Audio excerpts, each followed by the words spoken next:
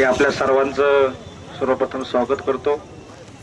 खरोखर अनिकेत गुले यांनी अतिशय सविस्तरपणे मांडला आहे।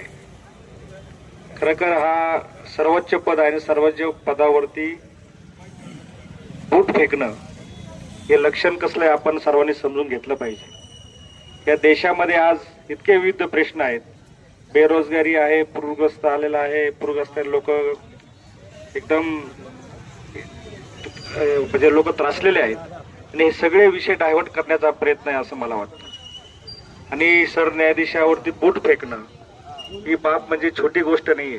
आज आपण सर्व जीवनामध्ये जर आपण बघता न्यायाधीश, साधा न्यायाधीश जरी असला तरी त्याला आपण घाबरतो।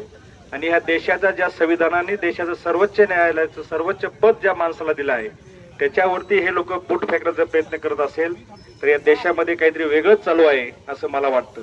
हे संविधान, लोकशाही सगळं काही त्याला हलवून पाडण्याचा हा सर्व प्रताप आहे। म्हणून ह्या गोष्टीचा आपण सर्वांनी मिळून निषेध केला पाहिजे। जो बूट फेकतोय त्याच्यावरती आजपर्यंत गुन्हा नाही, त्याच्यावरती कारवाई नाही, तर ह्या देशामध्ये जर सर्वोच्च न्यायालयाच्या सर्वोच्च पदावरती सैनिक माणसाला जर न्याय भेटत नसेल तर सर्व माणसाला न्याय कसं भेटेल, या भेटेल या गोष्टीचा आपण विचार केला पाहिजे। या सर्व बाबींचा विचार करून आपण आपल्या लोकांमध्ये, तळागाळामध्ये या सर्व गोष्टींचा आपण विचार आपण पोहोचवला पाहिजे। खरोखर संविधान बचाव, लोकशाही बचाव हे आपण बऱ्याच दिवसापासून चालू आहे, पण या देशामध्ये या सर्व गोष्टी छेद देऊन वेगळी विचारसरणी आणि वेगळा विचार मारण्याचा गोष्ट या देशामध्ये चालू आहे। या सर्वांना, या सर्व गोष्टींना आपल्याला सगळ्यांनी एकत्र येऊन हाणून पाडण्याची गरज आहे।